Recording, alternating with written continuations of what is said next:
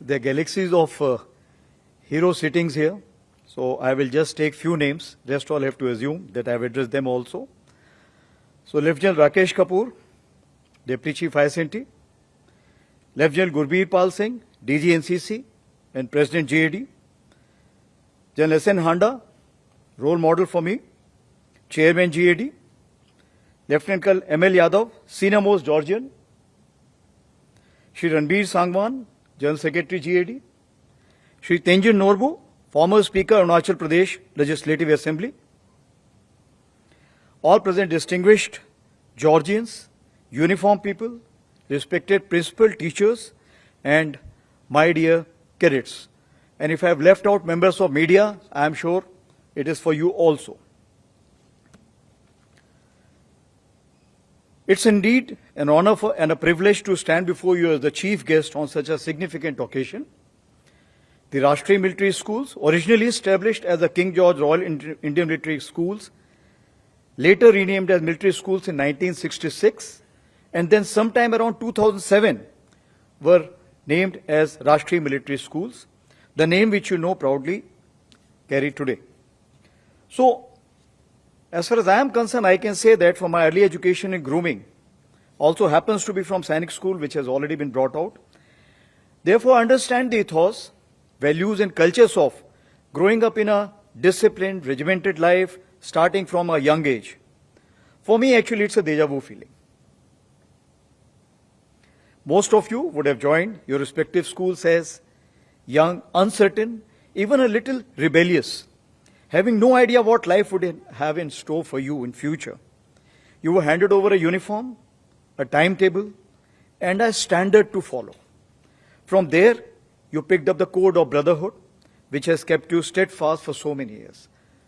I have purposely used the word standards because, as we know, that today, for a responsible citizen, the meaning of discipline is either standard or rule.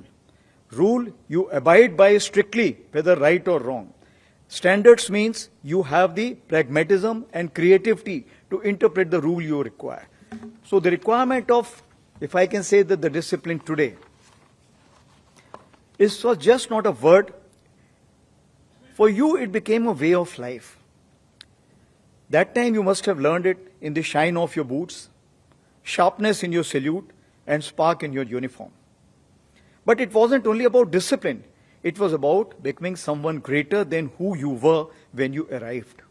You learned to lead, learned to follow, and learned to excel. You made excellence as your habit. Above all, you learned that no one gets there alone. These days of studying, camaraderie, competitions, build something in you that can't be broken or taken away from you. A brotherhood of honor forged by stresses of life. I was told in the lighter vein in the Rashtriya Military School, discipline is so strong that even the alarm clock salutes before ringing at 5 a.m. So your alma mater was not only a school, it was, is and remains a crucible of forging good men and new women too. I can see some cadets sitting here. Each individual leaves a mark which becomes an inspiration for the next generation to lift the bar a little higher for the next one. The true measure of any institution lies not only in its buildings or traditions alone, but in the strength of individuals it produces. In that regard, the RMS have an unmatched legacy. The distinguished alumni gathered here today are living examples of this legacy. Their stories are woven through courage, intellect, service, and sacrifice. The RMS have produced generations of individuals who have profoundly shaped the nation's destiny. You have amongst you illustrious names like the President NSA, Mr. Ajit Doval, External Affairs Minister, Mr. S. Jaishankar, and I must quote an example that when I was having the Army Commanders Conference, we invited him as the chief guest. He came there, and just to surprise him, we requested the Military School Bangalore, if I remember correctly, to send his record card of that period. I think it was 62 or something. Promptly, the complete, though it was slightly torn, but it came in original. And the External Affairs Minister was very happy about it. And he also said, I hope you have not read it. And he quoted in one of the interviews also that military is very perfect. They gave me the perfect thing, but they didn't read it. So I'm very happy about it. So that is how we all were when we were cadets. There have been many freedom fighters, ministers, governors, justices, and many others who rose to high ranks in the armed forces. In the military, I can take names of PVC awardee, Captain Gurbachan Singh Salaria, for his heroic role in peacekeeping operations in Congo. Similarly, many others at high ranks in the defense forces, whose courage, leadership, and selfless sacrifice embody the finest ideals of military service and remain a source of pride for every Rashtriya Military School cadet. And few of them are sitting on the stage as well as also down below from the Navy and the Air Force. You can see everyone. And I must share with you, the naval gentleman who is sitting here, his brother was also in Sainik School, Riva.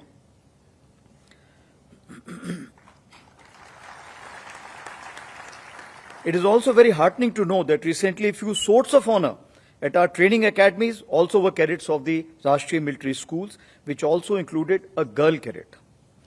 I cannot take all names in this short speech, but the point which I wish to drive home, that you have achievers in all fields in military and civil world, and off the record, I am sure many amongst you were not caught when they raided the apple orchards around Chail and other places and got their first lessons in military training without even knowing it.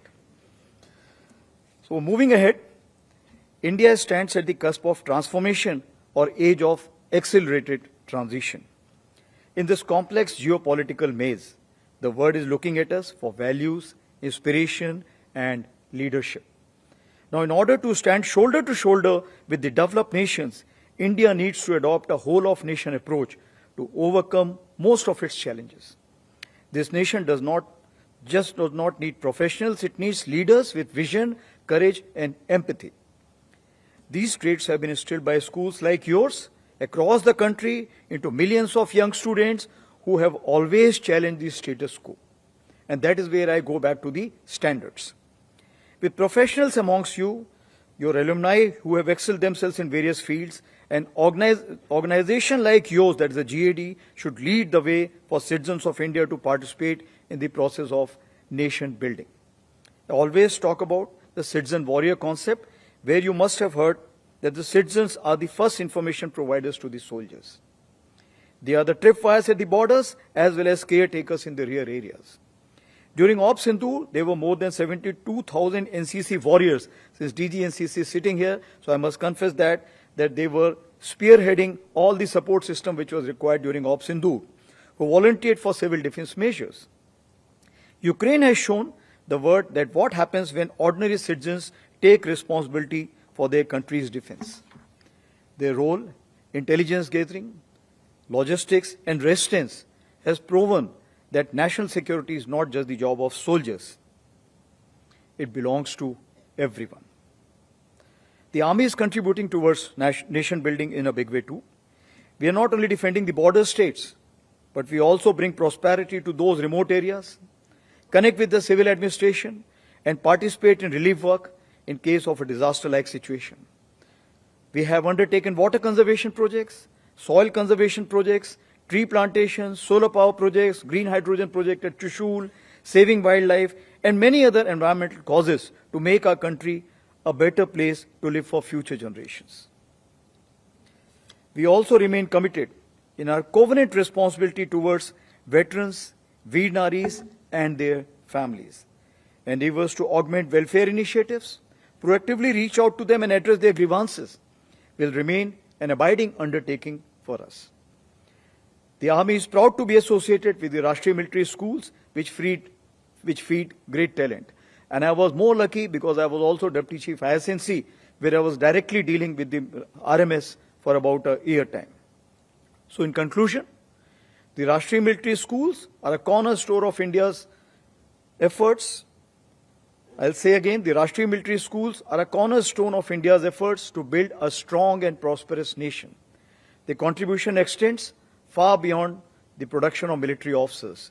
Your enduring legacy is a testament to the unique mission of your schools and the dedication of the staff and students alike. Carry that camaraderie into every team you join, every uniform you wear, and every citizen's duty you perform. India's future will be built by men and women like you, steady in adversity, humble in success, unstoppable in purpose.